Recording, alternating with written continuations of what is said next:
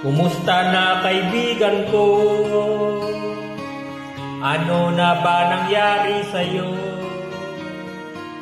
Ilang taon na ang nakalipas mula nang tayo'y nagkahiwalay.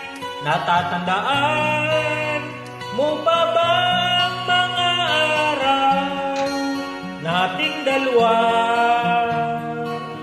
Noong tayo ay mga bata, naglalaro pa tayo noon sa mga ilog at sapat, at masayang nagtatampisaw habang nanguhuli ng mga isda, mga gurame, martinigo at hipon, alimasan. Noong tayo